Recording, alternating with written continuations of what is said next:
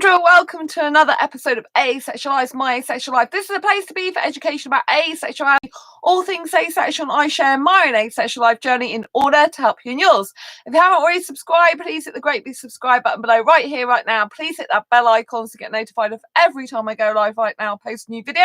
And don't forget to give this video a thumbs up as we're going along if you're enjoying the content, if you find it useful, helpful, insightful, entertaining in any way, shape or form. If you don't know who I am Sandra Bowman, author of this beautiful book, Asexual Perspectives, 47 Asexual Stories, Love, Life and Sex, a celebration of asexual diversity. I'm also the author of this book, Fibromyalgia Self-Help Handbook, which has all about how to manage your life to have less pain, more energy and to feel happier. So check out the links down below of those. And I'm also the founder of asexualise.com and the founder of Asexualise Academy. Welcome to tonight's episode. Well, tonight's episode is a film review of the animated film Abominable. Now, if you don't like spoilers, you don't want to know the plot, you're going to watch the movie, you haven't yet seen it, do not watch this video right now because you will be spoiled with what's going to come up in the film by this review of it.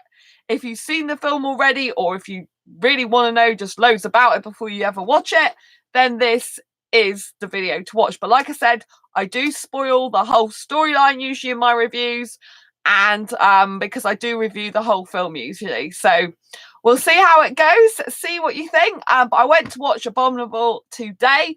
Abominable is an animated film, and it's absolutely stunning on the scenery and special effects. I have to say that was one of the most bestest things about the whole of the movie, was the special effects and the scenery. I thought was absolutely stunning, and the amount of work that went into the special effects of this Abominable film was incredible, because you know, not only are they doing the effects of the animation, but they've got all this interwoven special effects going on throughout the whole film, and I just thought the scenery in it was absolutely stunning.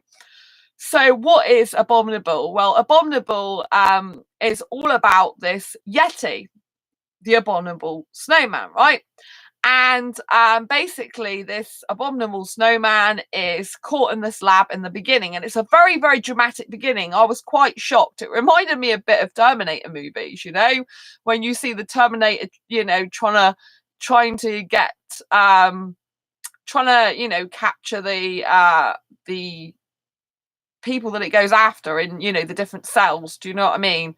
Like obviously you know, when it's Terminator movie, if you haven't watched the Terminator movies before, you know Arnold Schwarzenegger is usually a Terminator that goes around killing human beings to save the future of the robotic, like Cybertron world in the future. And if I've got anything in this wrong, just let me know. And there's lots of different Terminators. So sometimes Arnold Schwarzenegger comes back as a good Terminator, like he did in the final movie that I saw a while ago. But in general, in the Terminator movies, there's scenes where one of the people that's always kind of alive throughout the films trying to kill the Terminator, she's locked up for, you know, basically people thinking she's kind of crazy that she's seeing these Terminators and the future and the past and all this lot. So when Abominable first started the movie, you don't see the abominable snowman, the Yeti, in the beginning. You just see how he's moving through these cells trying to escape. He's like a lab rat. It's like they're doing tests on him.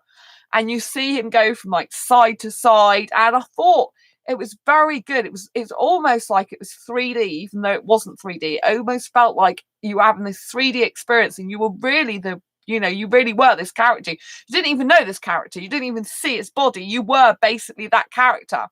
And you were stumbling and falling and like moving from side to side, trying to escape. Oh, hi, Andy. Nice to see you. So I thought the beginning was absolutely sensational, you know, because you really were the character. And you know, I could feel as a member of the audience that I was this character. I didn't know what, you know, obviously because I knew Abominable was about a Yeti, abominable snowman. I gathered that the character I was in the seat of, if you like, as an audience member, I gathered it was meant to be the Yeti, but you don't actually see it at the beginning. You just see him going through all these cells, trying to get out and escape. And it's only when he gets outside, towards outside, you see him, because he's going to jump over the fence and to escape this lab. And I just thought it was incredible. Thank you for the thumbs up. I just thought the movements, the whole movements, the way you're feeling, it was so like you're disorientated and you really are going with the character. You really feel like you're trying to escape and you're panicking. And so I really, really loved the beginning of that story because, like I said, it did remind me of the Terminator movies. And, I just thought it was an incredible, incredible opening scene. Very, very, very powerful because it really put the audience in the mind and body of the main character. And I always think it's really good when a story does that, because I've done English literature at college and media studies, and I one of the things I did really well even at GCSE English was that fact I did a studied of mice. Of mice and men, an animal farm it was. And one of the things, hi Sam, and one of the things with Animal Farm is when I was doing my GCSEs, I had to do a course. I had to do a chapter, sorry. In my part of my coursework, I was required to do a chapter of Animal Farm, and of mice and men. One of those I was required to do an extra. Oh, you love Animal Farm. Animal Farm's a horrendous story. I don't know what they told you about Animal Farm, but it's really bad. It's not very good, the subject matter. I can't remember if it's a Mice and Men or Animal Farm, but I had to read both of them, and I had to carry on a chapter, and they said the chapter was like worthy of an A star. It was really, really good. I had to put myself in the characters of I had to put myself in the characters of I had to put myself in the character to carry on another chapter, and so it was just kind of weird. But yeah, I think that was of Mice and Men actually, but I read Animal Farm and Mice and Men. Animal Farm, the reason why I said that's very bad is literally because we also saw a documentary about how animals are treated. I won't go into it because it's not nice on this channel, but it was very brutal, and it was a real life documentary of a pig and how they are no longer in this life. Yes. But yeah, I don't like any of those. Yeah, it's yeah. Yeah. Anyway, I just remember it wasn't meant to be good. But yes, it is political, you're right. Anyway, so I digress. The point is that we had to put ourselves this extra chapter I did at school, we had to put ourselves in the main characters position, like first person, and pretend to be them. And when I was watching Abominable, it felt like, that I really was the character, that I was in the character's place, I was feeling what the character feel, I was in the body of the character. And also, in the past when I've liked to write fiction, I write predominantly non-fiction these days, but when I used to like to write fiction, I always used to like to write in first person, continuously write in first person all the time, because I always think that is the best way to actually put yourself in the main character's scenario and feel and think like them. So that was a really good opening to the film.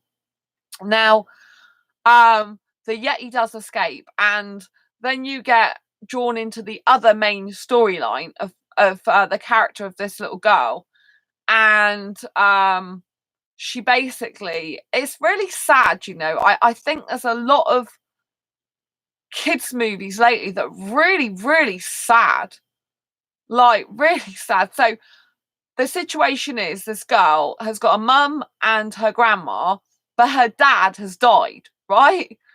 And so this is the story that opens up with, and she's kind of like doing loads of work, doing loads of jobs, odd jobs for people, not telling her mum and nan where she's going, but doing lots of odd jobs for people to get a bit of money. And you realise it's to save to go and see go on this tour to see this statue. I think it's in China. And because that's where her dad always wanted to go with her.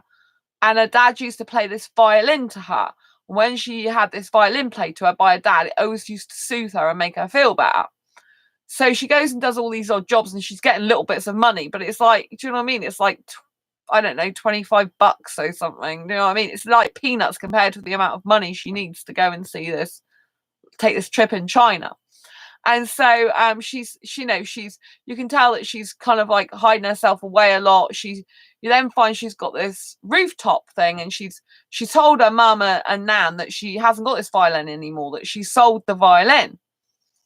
And anyway, you find out that she's got it, and she's got it on this rooftop, and she's set kind of cushions up and a place to sit and lights. And then when she's playing that, you find out that the abominable snowman, the Yeti, has actually gone on that rooftop. That's where it's ended up being. And this is how her and the Yeti become friends. And through the friendship of with her, with the Yeti, this is they go on an adventure together to find Mount Everest, because this is where the Yeti comes from, right? And as you can imagine, Mount Everest is very, very, very far away, right? Very far away. And she's got I think one's her cousin, this guy's her cousin, and there's another guy that's her friend. But the guy's like her cousin, he's always taking selfies and got loads of women around him. And then the other guy is really young, and he's like a kid brother, even though he's not blood related to her. And he's always wanting to play with her by basketball, and she's always too busy because she's always caught up in her head with what's happened with her dad, and she's like doing all these jobs. And so I thought it was really good that they made it very kind of like traditional and modern at the same time, because this guy, I think she said it's her cousin, this guy, he literally has women around him, but he's so poised. I mean, there's a point to this, there is a point to the film of having this, and he's got slick hair, and he's always got girls around him and everything like that. But he's constantly taking selfies and like uploading them to like social media, like Instagram and things like that. And I thought this was very good to bring these animation into the 21st century. You kind of mix a traditional animation and sort of with more like compelling modern storylines, when he's always going, let's take, he's constantly taking a selfie, and he's all about appearances and social media and everything like that. So I thought that was very, very good. You kind of got this kid that's like her brother, that's basketball, kind of like just having fun in life, being a kid, traditional, down to earth. She's down to earth. And you've got this cousin that's kind of like really stuck up, really like all for appearances and everything like that. So that was a really good contrast, and it was very, very, the way they did it modernly was really, really good. And what happens is these people from the lab come looking after the Yeti, and so they want to capture it and take it back, and you realize that they really want to kill it. And of course, you don't want that to happen. You've got kind of another storyline with the people in the lab going off. So there's quite a lot of threads to this story. So in the lab, you've got this older guy who used to be out in nature, an explorer, and he saw the abominable snowman, the Yeti, and no one would believe him and laughed at him. So he wanted proof that this Yeti, abominable snowman, existed. So he basically got this girl who's like meant to be like this, I can't remember, biological, I think is she like a zoologist, biologist type person? I can't remember. Anyway, it turns out later she's not who you think she is exactly. But anyway, so she's supposed to be the good one, right? And she's supposed to be want to save animals' lives and things. But he got laughed at and said everyone said this Yeti, an abominable snowman, didn't exist. And so that's why he captured him and took him in this lab. But there's a storyline going on between this guy, obviously the old guy who was laughed at. He's got all his ego going on, the fact that everyone was laughing at him. He feels a laughing stock. And then he gets to the stage where, I don't care whether Yeti's alive or dead. I want the body to prove that the Yeti does exist. And the girl's like, I'm not going to help, I'm not going to get my team of people to come and capture him unless he's alive, right? But then you do find out there's a twist to that, because she's not what she seems to be. So he thinks she's going to get the Yeti for him, but she's got other ideas. So it's a very, very interweaving, complex storyline. Like it's kind of got like it's kind of got like 3 simultaneous storylines, but it's got 2 wrapped into one. It's got the one where he's captured and the people are after the Yeti, and you got one the girl's lost her dad. Do you know what I mean? But then you've also got other storylines. So what happens is when the Yeti has escaped, he ends up on a rooftop. She takes him on like a friend. She feeds him, gets him medical supplies because his hurt is like poor when he tried to escape the electric fence. And they find him, right? They're coming to attack him. They're coming to get him, and they're gonna, capture him or kill him or whatever. So she then just she is with the Yeti, and he grabs her and puts her on his back, and she scoops up her. Before he does that with her, she's got this violin that I said about, and she got the violin with a picture of her dad and her. She had some money, stuff like that, and postcards of where they were going to travel on this trip to China, and it was all bundled into this like box with the violin. And he literally pulls her on her back, pulls her on his back, and they go off together, right? And there's the cousin is meant to be looking after her because he's like an older one, the one that's always social media, putting stuff out on social media and making himself look great. And so he's responsible basically for her. And so he's like, what's she doing? Why is she going with, the abominable snowman? Yet he's captured her, like kidnapped her. And the young kid who's always wanting to play basketball, he's always for a fun adventure. He's like, oh, that's so cool because she's riding on the Yeti's back. He's jumping from building to escape, like going through the air. So he's like, oh, that's so cool. And anyway, these 2 young girls come along, who the guy who's like, the guy who's always posting on social media how he's so good looking and can get these girls and everything. The one that's got the mobile phone snapping all the time. Is so funny. I really found this bit funny. The 2 women that come up to him, they're riding this scooter, but they've got I think it's like a cat or bunny helmets on, like all done up in jewels or whatever. It's supposed to be like really funny girly helmets.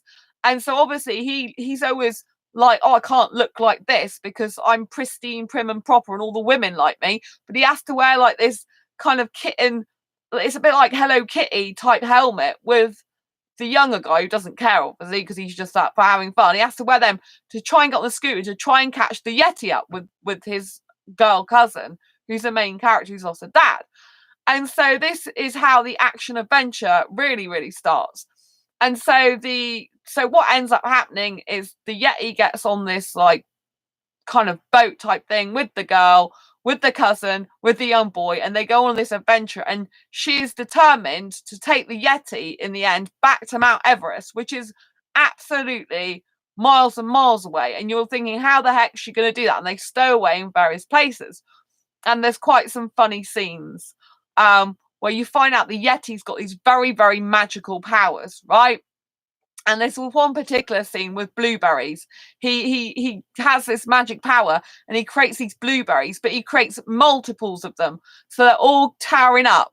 And they're, because the guy who's the one who takes selfies all the time, he's still got his phone on him for ages because he's got a huge battery life and he's clicking everywhere, taking selfies. And then he doesn't believe the Yeti's got real powers. He kind of just doesn't believe it. And then he sees it for his own eyes, but he's still in disbelief. And the Yeti creates all these blueberries, right? And this is just such an hilarious scene.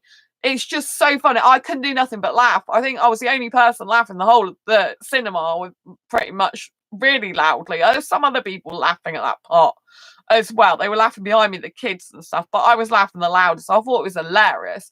I mean, all over a sudden these blueberries popped up, but there were tons of them.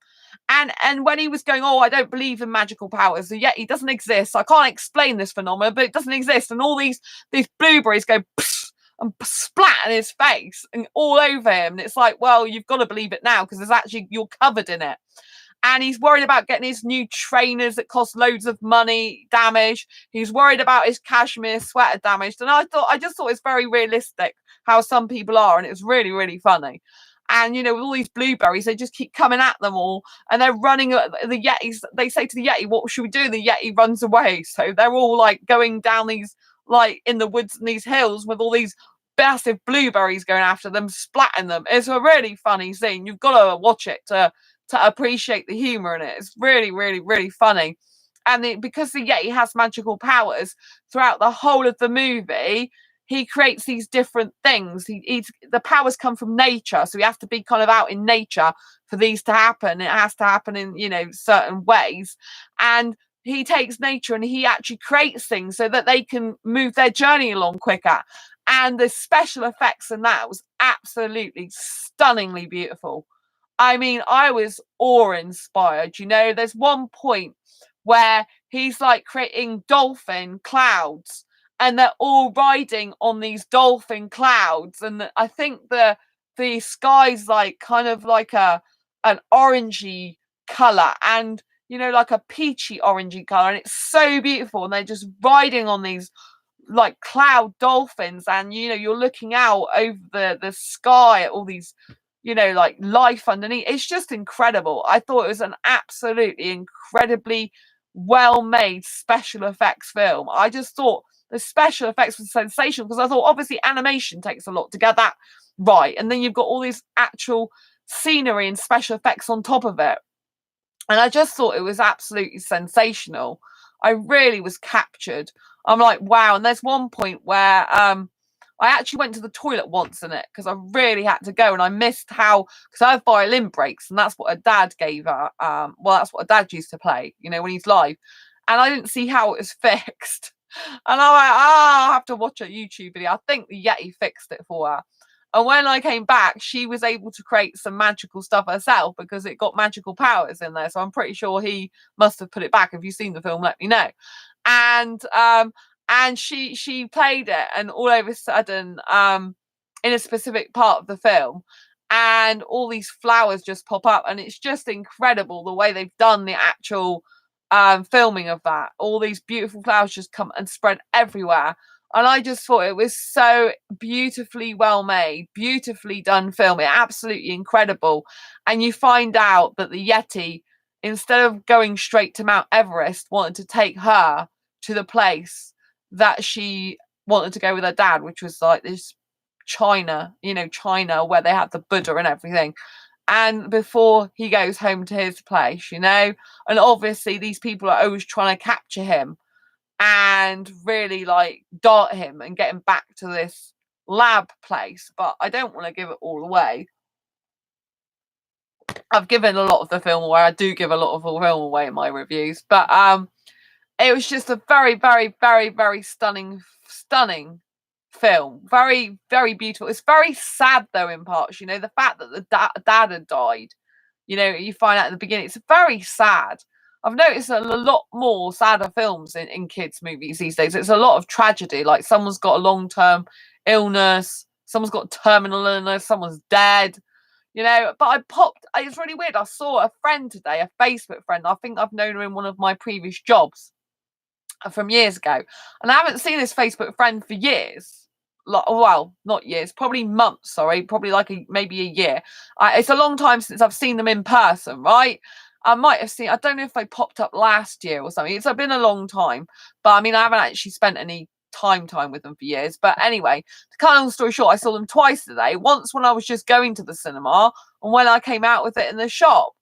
And when I came out was shopping and went to the supermarket, I meant to say, and it's really weird. And I was in Tesco, and she just like I saw her and I said hello again, and I told her that I'd gone and watched the movie, and she didn't know that you can go and watch movies at Kids Club at the Odeon or View Cinema in the UK for £2.50 or £2.49. It was £2.50 the film. It's been on the big screen for over £12 if you go and see it at View. The Odeon are quite good these days. A lot of the time they have £6 deals on movies throughout the week. But do you know what I mean? This film was like £2.50, and it was certainly worth a lot more money than that, to be honest. But that's what you can do. You don't have to have a kid go Kids Club. People don't realise this stuff. If you're working to a budget, if you've got low financial constraints, if you've got working, with small amount of money in your life and you want to go for some entertainment, yes, it's mostly 12 certificate 12s and PGs, because you know it is for children after all, you know, and it's they've got to be certificate 12, 12A or PG. Usually they don't do anything more than that on these kids movies, but it's a Saturday or Sunday morning, so you have to be prepared to get up earlier, you know. But it's worth it, you know. You're seeing a full movie for really, really cheap price, and you don't have to have a kid. You can be the kid, you know. It's for adults and kids can go there. Anyone can. It saves you a lot of money. So anyway, I was telling this friend in Tesco about what I saw and the price, and she was stunned because I didn't know you could do that, you know. So she said it was good. Sam, I've seen some good things at Kids Club with you. Oh, thanks, Sam. Yeah. We did, didn't we? Like the Queen's Corgis, you said. I remember that, you know? Yeah, that was really good. There was some other films as well we saw.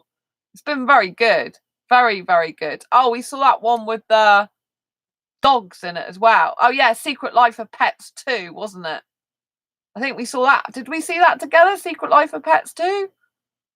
Or was it the Queen's? We saw the Queen's Corgis together. I've seen Secret Life of Pets 2. I don't think I saw that with you, did I? But yeah, the Queen's Corgis was really good. Yeah.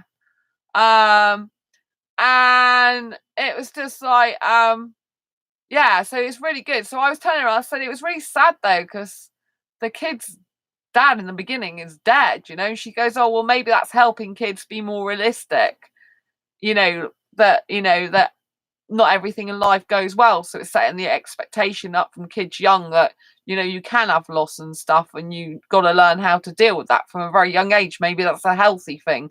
Maybe that's a better thing. And I'm thinking she might be right. It might be good for it. You know, it's just like, but it's kind of like, I don't know, when you're a kid, I think I do understand what she's saying. I think in some ways it's good that kids are able to deal with loss from a young age in some ways. But I kind of like, you know what I mean? It's kind of like, with kids, sometimes you just want them to be kids and enjoy their life and have faith and, you know, security. Do you know what I mean? So it's kind of like, I know some kids in some of these movies, they start crying, you know. But the girl, when I was on, when I always watch the credits, I'm the last person in the whole of the screen, and there was this girl clean up, and I said, oh, it's a really good film. I really enjoyed it. And she said, oh, I cried, I think, when I saw it. She goes, because it's a bit sad. I said, yeah, it is. And she's an adult girl. Do you know what I mean?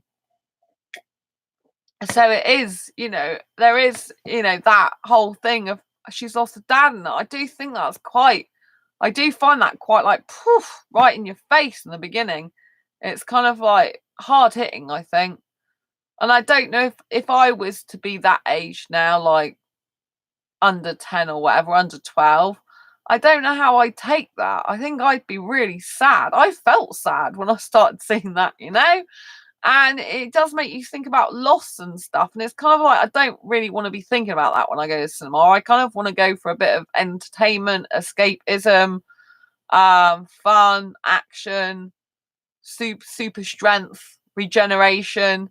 So kind of when I see movies like that, it does kind of like make me feel sad, because it makes me focus on other sad stuff and what I could lose in my life and all that type of thing, you know. So I don't necessarily think it's good for the mind in that way. And I'm thinking, goodness me, this is for kids. Do you know what I mean? But there was definitely no sex in this movie. There was no sexual connotations. There was no anything like that. And the boy who was all this like snapping social media had to be like the coolest dude on the planet and everything like that. He changes eventually in the story, and you know, becomes a much more down to earth guy because of it. And so, you know, yeah, it's healthy for kids to learn that, but maybe not in a movie that's supposed to be fun. Yeah, exactly. I just, you know, some kids that go there, they're very, very young. You're talking like 5, 6 years old, and some of them. Do you know what I mean? So it's just like, yeah, I just think they've, you know, I don't remember any kids' movies being like that years ago. I don't remember any of them being like, it would be more like there's an evil person after you or something. Do you know what I mean? I don't remember any of them having like long-term illnesses or or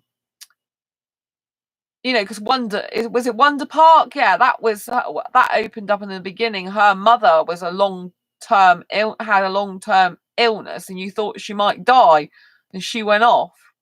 She actually came back in the end. She was well again, but Wonder Park, yeah. But it's kind of like I don't remember any films being like that. But I didn't go to the cinema when I was a really little kid, anyway. So maybe that's why I don't remember these things. But I remember when I was used to watch cartoons and stuff like that. But some of the storylines are very adult these days. Do you know what I mean? And I don't know if it's right that they should be putting those kind of sadnesses in kids' minds at such a young age. Do you know what I mean? It's kind of like, I don't know. I just feel I'm upset when I see that. So I don't know how the heck they must feel. Do you know what I mean? Because they are even more emotionally challenged stage in their life. Do you know what I mean? It's when they shape all their ideas and stuff like that. So I don't know. It's 50-50, isn't it? I mean, some ways I think it's probably healthy and good in some ways, but I just think it's too much. Because I was sad, and when I go to see a film, I kind of just want it to be fun and a lesson to be learned and stuff like that. But I don't want that underlying death kind of thing all the time. And I've noticed it's in a lot of movies. Either someone dies in the beginning, or but it seems to be that it's quite common now for that to happen. Like someone's dying of a terminal illness, someone's dead or gonna die in the beginning. It's just kind of like very, very weird. Like so many films are starting to focus on that. So that was something I wasn't keen on in the movie, if I'm honest. I thought it was very sad. I mean, obviously it was a central part of the storyline, And it was kind of like, gave her an excuse to make friends with the Yeti. But obviously you could have done anything, couldn't you? You could have done like the fact you don't fit in at school, because she didn't fit in either. She wasn't like one of the girls. She wasn't like she's a person that wasn't afraid of getting dirty, or was very down to earth. So she didn't fit in, and she was different. So they kind of could have taken that storyline that she didn't fit in, that she was different, that she was lonely, an outcast or outsider, and they could have gone with kind of that way, and they could have found the Yeti and that he's different, and that she could relate to him because she is an outsider and so's he, because he just doesn't fit in, but he shines his bright light like a sore thumb in the world, which is a good thing actually. And they could have done that. Do you know what I mean? They could have done that storyline, where I like that storyline actually. I just came up with, where she's like an outcast, an outsider, and then he comes along and she's different. She just doesn't fit in. And then she meets the abominable snowman and realizes being different is a great thing to be. And it makes you unique and special and have special powers within you. I think that would have been a better storyline. I think it would be much better, I just think it would have been more empowering as an individual person. Do you know what I mean? That's the storyline I would have liked to have seen. It's a bit more traditional, I guess, but I would have liked to have seen that more, I think it's important because bullying still exists, doesn't it? Being an outcast still exists. And I guess, in terms of asexuality, you kind of feel like you're out of it a bit. Do you know what I mean? You don't really fit in. There's something different about you from being a kid. You're not normal. I was never normal. You kind of know that you just are different. You're always going to be, no matter what. And so, yeah, I guess I would have liked the film to have gone more like that. I would have liked the film to hone in on that particular aspect. And, or even do a film about, well, it is about, the film that I would do is about more identity of herself. Do you know what I mean? But you could even do the fact at the beginning she tried to fit in, lost, but she didn't really do it, lost her identity, and then gained it back through the Yeti, realizing it's good to be different and stand out from the crowd. I would have liked to have seen that storyline. I think that would have been a much better storyline in terms of it wouldn't have been upsetting. Do you know what I mean? There wouldn't have been this feeling of loss all the time and upset and pain. It would be upset, but from a different point of view. It would be more relatable to the main character upset, and it would be more like, you'd want to see a change within her, with herself. But I mean, you know, they did the opposite. They did the fact that she was very strong for a girl, which was good portrayal of girls. So I have to give it the film credit for that. It's a very positive portrayal of girls, not in the sense of her cousin with the females that are just like all makeup and high heels and tight whatevers. Do you know what I mean? Swooning after him. But the main character, she's very down to earth, not afraid of working hard for her money, not afraid of getting her hands dirty. So in terms of female character portrayal, she was very, very good like that, you know. She was a very strong character, who's determined to succeed in whatever she did and put her mind to. She'd never give up. She believed in herself all the time. So, you know, that side of the storyline was very, very positive, very, very good. So, you know, like if you do think of the storyline that currently exists in that movie, yes, it is really sad about the death stuff, but you also see the fact they've made this female character a very strong, brave, bold character despite what happened, and she's in emotional turmoil about her dad, you know. So you have got a very strong female character. I do like that, and it is nice when they have very strong, powerful female characters.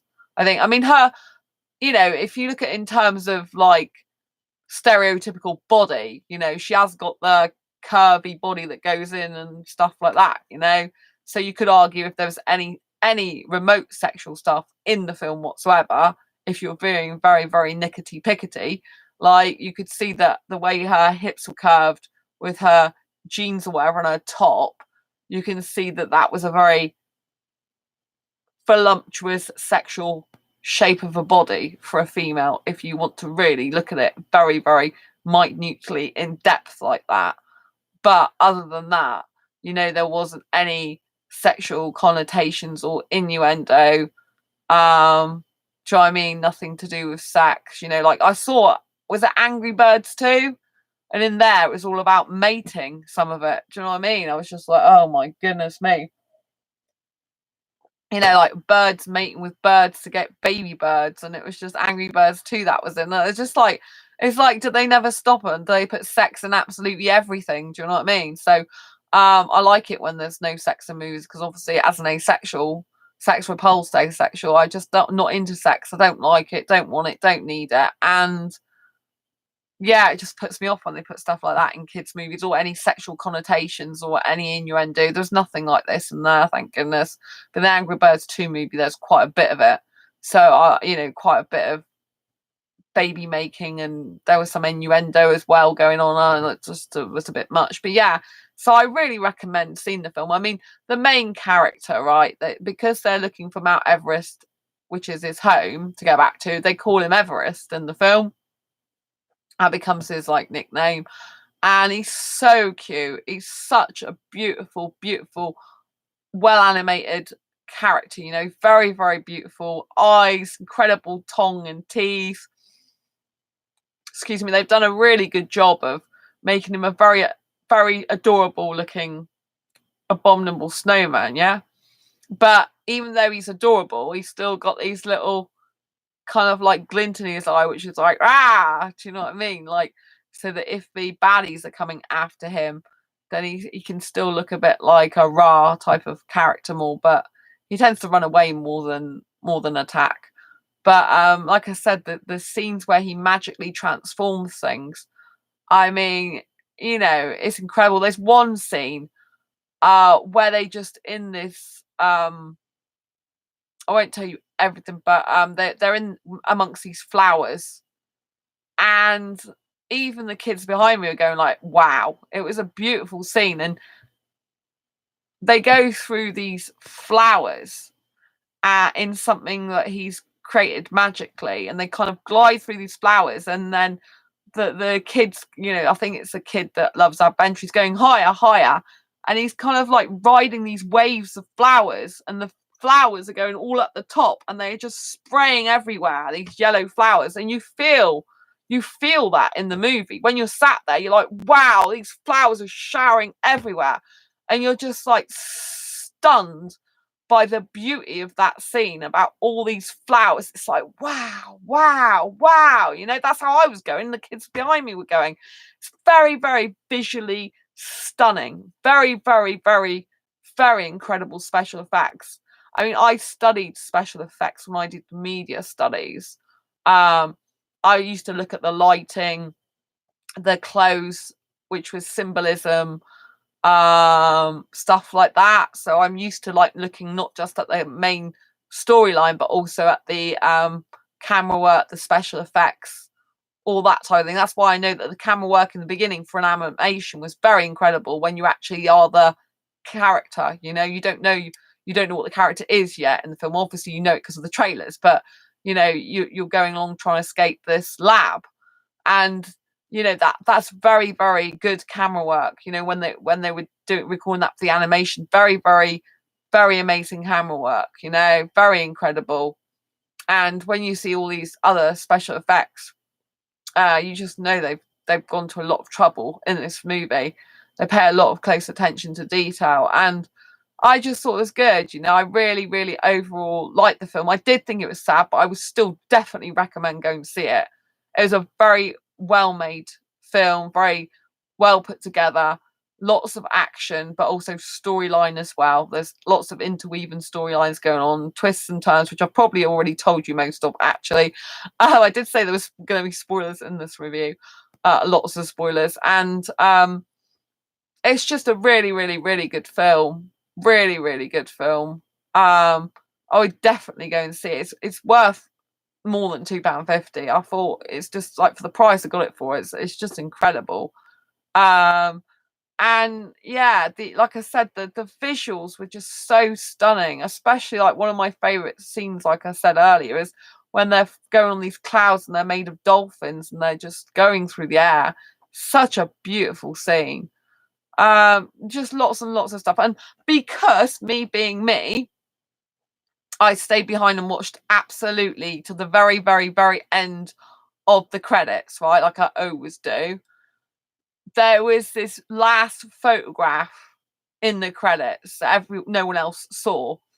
And throughout the storyline, the girl, the main character, she doesn't get on with her mum and nan anymore. She's very distant from them because of what happened with the father. She doesn't feel close to them. And the guy who's meant to have been the guy who's taking selfies usually and all into appearances and ego. Oh my god, I don't know what I was gonna say. What was I gonna say? My mind's going. What was I gonna say? Oh man, it was on the tip of my tongue and I lost it. I hate that, especially when it's on live stream. What was I saying that he's full of? Oh yes, got it now. Right, okay, I'm back. So she was saying towards the end of the film that, oh, my mum and my nan are very, very distant. And he turns around and says, are they really? Is it them that's distant or is it really you? And that really makes her think. And so all the credits went, everything went. There was some funny credits, and because the credits are very well done with the photographs, they make you think something and then it's actually something else. The very, very, very last photograph, the very last one that no one else saw, was her, a mum and nan staring in China at the Buddha statue, which means she went back there with her mum and her nan after after her adventure with the Yeti and everything, all that was over. She actually went back there, so she obviously was close to her nan and mum, and decided to go there as a family to celebrate her dad's life, basically. So no one else saw that photograph because they all went out, but you just saw the statue of the Buddha, her and her mum and her nan, and I thought that was a very, very, very touching end to the movie, which means she repaired the relationship with them and she went back again and visited. So I thought this was really, really, really incredible,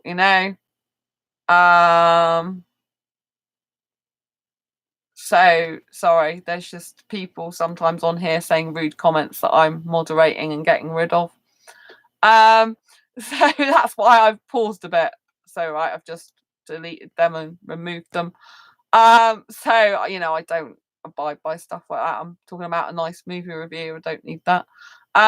So yeah, so the movie was very incredible, and like I did like that last picture because it it showed like a bit of the after story that no one else got to see. The picture told 1,000 words. It told the audience that she'd repaired the relationship with mum and nan, so much so she didn't have to keep it hidden that she wanted to go to China because that's where her dad wanted to go. Because she kind of kept that to herself, kept it all in. And she obviously had such a good relationship with them that she could go as a family with them in the end. So it's just such a beautiful ending, that to the credits. But people don't watch these credits. They don't watch till the very end, till it goes completely like Metro Goldwyn Mayer or whatever it does, or the very very last bit when the curtain basically is like completely back and it's all black and everything's gone off at the very very very very very end. Because in the film you have got whooping snakes, which I haven't mentioned before, but they are so funny. And because this guy who works in this lab and was an explorer, did a lot of exploring, he got rare artifacts and objects, which is how he came across a Yeti. And one of the things in the movie, you find out he's got these whooping snakes, and they're really funny. They're yellow, and I think they've got a back on them, and they bob their head up and down and go whoop whoop whoop whoop whoop whoop. And then throughout the Andy, always watch the end of the credits. I always like to watch to the end too. Yeah, it's really important. Really, really important. But I've watched credits before even more than like some of the like on one of the Thor films, the Marvel, is it Marvel Thor films? Yeah. One of the Thor films, there's I think it's 4 bits at the end of the credits, 3 or 4 bits. And I know another person that watched that movie and they only saw 2 bits of the credits. Because I watch when it goes black. I'm still there after it goes black just to see if there's any final thing. And I know on one of the Thor movies that nearly everyone else in the cinema missed that because they literally thought it was all over because they didn't wait till they didn't wait till the very very last thing finished and it went black and then it came up with something more at the end. That was on one of the Thor movies. I remember telling one of my friends, I think I put it on Facebook, and they're like, "Oh my goodness me, I missed that bit." And I'm like, "Yep, you should stay till the screen goes completely black and then wait to see if there's anything else that comes on." But yeah, in the whooping snakes are quite funny, and they do pop up a little bit throughout the film. And one of the bits at the end, there's this like gerbil that looks like a mouse, and one of the credits, they make it look like the whooping snake is eating this gerbil thing, and really he's just feeding it these pork puff things. Basically, the little girl's nan makes these. I thought they were just bread rolls, but they've got pork in them. You find out later they're like pork puffs or something. They got pork and they got pastry around them. And so so you see at the end the snake it's got its eyes on this gerbily thing, and it looks like it's about to eat it. And then in the next photograph, you see this great big ball of stuff in its throat, like it's at the gerbil, and you're like, oh my goodness me, you can't put that on a kid's film at the end in the credits. And then the next picture is the guy who's the guy in the lab, the explorer guy. He's given him one of these pork ball things, pork puffs or whatever. I don't know what they're called. They're pork something or other, pork balls it might be, or pork puffs, and it might be some other term, like I don't know. Anyway, that's what he's given the snake, and that's what's in its throat, not the gerbily thing. So gerbily thing's still alive. So yeah, that was actually in the credits as well. So I found that, oh wow, that was very clever. It did have me fooled. So yeah, it's a very, very, very good movie. There are a lot of other special effects that I didn't really talk about to you. But very, very, very beautiful, very beautiful. And I'd highly recommend going to see the film. I mean, I just loved the movie. I loved everything about it apart from the death bit, really. That was sad, but overall, I would still go and see it. It was incredible to watch. The scenery was stunning in it. I keep going on about the scenery because I was just so taken aback at how much work must have gone into that, you know, because when we're sat watching an animation, we don't really think as spectators so much of all the work that goes into it. But, you know, like, I've been to like places where they do they do some behind the scenes stuff, and you see some of this stuff and it's like, whoa. I went to the Museum of Moving Image once, and that's on my Quirky Books TV channel. Some footage from that, and that's gone behind some of the movie stuff, you know. It went behind Inception and a space film. I can't remember what the space film it was. So, you know, it's kind of like it's very, very, you know, like when you look at it and you think about all the animation, all the special effects that went on top of the animation, plus all the interweaving storylines, I just thought it was a very good film. And I'd highly recommend going to see it. And the Yeti was just so cute. I mean, you did want to take him home with you. It's really weird because when I went in Sainsbury's, I saw this sloth, like cuddly toy, and I thought that looks like the Yeti, even though it's a sloth, not a Yeti. But you know, I can imagine lots of people wanting to buy this Yeti and little Yeti cuddly toys for Christmas. It was very cute. Very, very cute. And the way it does its tongue, it looks a bit like a doggy. It's very cute. So yeah, I'd highly recommend going to see it. It's a beautiful film. And, you know, if you've got a kids club, as part of a cinema where you are, I would always recommend, you know, checking that out, seeing what movies are on every Saturday and Sunday, and checking the prices. They should be, you know, inexpensive, and going and watch them. You know, get up early. If you don't usually, I don't usually get up early because I usually work in the night and sleep in the morning till midday usually. So I've been up quite a lot and not had much sleep at the moment. So I'll probably be like soon. But you know, it's definitely worth getting up earlier. Definitely worth, you know, like putting a spring in your step and going to sort it out. They've made the film 10 minutes earlier, so the trailers for a kids movie are shorter, by the way. They're like adult movies about 20 minutes, like kids are about 10. So they made the film at 9:50 in the morning. Used to be 10 a.m. start, those films. And like literally the film starts about 10 a.m. So obviously they only want to do 10 minutes because kids get very bored easily of trailers. Do you know what I mean? You don't really want to be doing tons of trailers and stuff. Kids just want to see the action. So I think that's why they specifically make it a lot less. And they have once a month, it looks like, they have autism friendly viewings. Like today they had an autism friendly viewing of this particular movie. They had the normal viewing, and then was it today or tomorrow, because they do it Saturday and Sunday? No, I think it was one showing today, the normal showing. Tomorrow you've got a choice of the normal showing or the autism friendly one. I don't know what the difference is with an autism friendly one. It's very intriguing actually.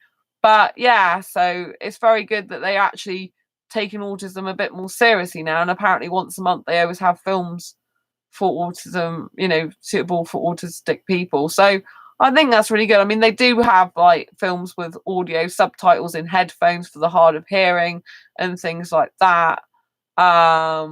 Is it hard of hearing or visually impaired? They've got them in the headphones. I can't remember, but they do stuff. I think audio would be hard of hearing, wouldn't it? Then you can't be hard of hearing surely of movie. Maybe it's visually impaired and they've got the no, I think it was I think they could see in the headphones, they could see the words come up or something in the headphones. I'll have to, you know, find out a bit more about that, I guess. But I just think it's good. And the front row's usually always for wheelchairs or disabled people. I went in the front row anyway because I need to get out to go to the loo usually, and I don't want to be in the middle of a mass of people clamoring to go to the toilet. So I just went in the front. There was only me in the front row, so I can just get out easily. Do you know what I mean? So I think it's good that more and more cinemas are doing like autistic friendly viewings. They're doing things that help people who are hard of hearing or visually impaired and stuff like that. I just think it's good, you know. It's more equal. And, you know, I think it really helps people sometimes, you know, when you've got disabilities and stuff. I think just getting out and trying to escape for a bit, it's very healthy, you know. I know there's an advert that comes on a lot about Medicinema, where they're trying to get cinemas into more hospitals because it helps people escape and take the mind off their problems. So I think that's a really good idea. You know, I think it's good that they're helping people with disabilities and special needs more. Really good. Very positive steps. Anyway, yeah, definitely go and check out the Abominable It's called Abominable, not That Abominable. We'll go and check out Abominable. It's really good. No sex movie, so it's suitable for asexuals who lack sexual attraction and anyone who likes really good action, good storyline, beautiful special effects. Sam, it's good they are being more inclusive. Yeah, I was particularly happy about the fact they were including autistic people. I haven't seen that before until recently, you know. I thought it was really, really good. That was at the Odeon rather than View, because it was at the Odeon today. Because sometimes, a lot of the time, the Odeon, the View Cinema in the UK, they have the same movies on Kids Club each weekend, but this time was different. And I was glad, because the Abominable one in Views on after Christmas. When I'm at my parents', I'm like, that's no good. I need it to be actually on the cinema this weekend, and I was so happy to see it on there. But yeah, it's really good, Sam. It was annoying they had a special offer on for £8. You can get a cinema ticket, a regular popcorn. This is like in the week, you know, like in the Odeon. A regular popcorn, a regular drink, and cinema ticket for £8, which isn't bad at all, considering how much popcorn costs. But the regular drink, I said, can you have a bottle of water? No. You have to have a fizzy drink, or we'll get you some tap water. I'm like, well, no, there's no point in me buying the offer then, is there? Do you know what I mean? It's just like really, you know, obviously it's not the same as £2.50 anyway. They do £8 to £2.50 is considerably different. Do you know what I mean? But I just thought, well, yes, obviously it's not that good a deal. If you can't pick a soft drink and it be water, you have to have fizzy stuff, which is often very not very good for your teeth, or full of sugar. Do you know what I mean? It's like, you know, and it makes you go to the toilet more as well in a film. So, you know what I mean? I thought I was a bit poor. I thought you should be able to have a bottle of water. Do you know what I mean? That's ridiculous. Exactly, Sam. That's what I thought. You know, why can't they give you at least a kid's bottle of water if they don't want to give you a full size one? But to be honest, I don't see why I can't give you a full size one. It says soft drink. Do you know what I mean? Like, water's the softest drink you can get, really. It's got no added stuff in it usually.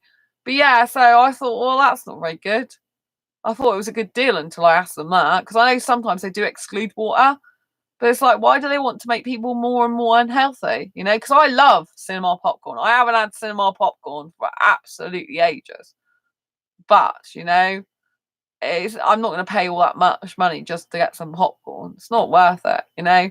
That's why I do like going to Kids Club. There's quite a few films on at the moment. Like, I want to see Frozen 2. And I want to see Jumanji, the Next Level one. You know, I want to see these films. But it's like, you know, I've got other things to be spending money on at the moment. And they might come on Kids Club. Well, one of them. I mean, Frozen 2 will, but it's probably going to be like weeks and weeks before that. Just maybe 3 months. I don't know if I can wait that long. I think I'll probably end up seeing it before then. Because the Kids Club's the movies that come on Kids Club, it's usually up to 3 month wait you've got for them to come on there. Sometimes it's less. Sometimes it's 6 weeks. When it's, you know, on the big screen. Sometimes it comes off the big screen and goes straight onto Kids Club, you know? So it depends. But that Abominable's been out for a while, you know, and I had to wait for it to come on Kids Club. It's the first time I've seen it come on there myself. So, you know, they've been playing The Grinch, which is a Christmas classic, isn't it? Well, I've got that on disc. I don't need to see that again. So they do some films on Kids Club sometimes that are repeats from years old films. Like you know, like Elf has been around for donkey's years. That's a term my grandma used to use. That's a really old fashioned term. My grandma used to, when she was alive, from up north, used to go donkey's years, meaning it's a lot of years. So yeah, it's been around a very long time. So yeah. Anyway, I think I'll conclude tonight's movie review, unless you've got any questions you want to know about the movie, anything you do want me to tell you. It's very, very good, very action-packed, but a lot of good story as well. It wasn't all action and no storyline. And there was a lot of good things about it I really liked. And I hope you go to see it and do enjoy it as much as I did. Please write it in the comments below if you've seen the film already and what you thought of it personally. I'd love to get your feedback on that. If you like this video, found it useful, helpful, insightful, entertaining anyway, please give it a thumbs up. It would be really, really good. And don't forget to hit the great big subscribe button if you haven't already. and hit that bell icon to get notified of every time I go live like now, post a new video. If you don't know already, if you weren't around the beginning of this video, I am Sandra Bellamy, author of Asexual Perspectives, 47 Asexual Stories, Love, Life and Sex, A Celebration of Asexual Diversity. So the link to that book is down below if you want to check that out. I'm also the author of this Fibromyalgia Self-Help Handbook, which does help people to have more energy, less pain, and be a lot happier in their life. So, go and check those videos out, books out down below. And what I will do is after this stream's finished, which is soon, I will put the link to Abominable down below from Amazon. So if you do want to buy it on Amazon or rent it on Amazon, do click through my link. It's going to be an affiliate link, so I would get a few pennies for it if you click from my link and rented it or bought it. But it helps to go towards the cost of upkeep of this channel because there's no advertising on here. So I do all this stuff for free. So yeah, don't forget to check it out after the stream. Thanks very much, Andy. Thanks for the review, Sandra. Oh, thank you, Andy. Oh, Sam, thank you. Great review. Yes, lots of love to Sam and Andy, who are my two bestest friends. And lots of love to everyone else that's been listening and watching tonight. I really, really appreciate you being here. Thank you so much. Don't forget to share this channel, Asexualize My Asexual Life, with anyone you think may benefit from it. And until next time, embrace your quirky and each other. Subscribe and hit that bell icon, and then you'll get notified of every time I go live like now, post a new video. Good night, Andy. Good night, Sam. Lots of love to all, and I will see you on the next video or live stream. Oh, Heather, didn't realise. Sorry. Oh, you did say yeah. Good night, Heather. Good night. Lots of love. Bye.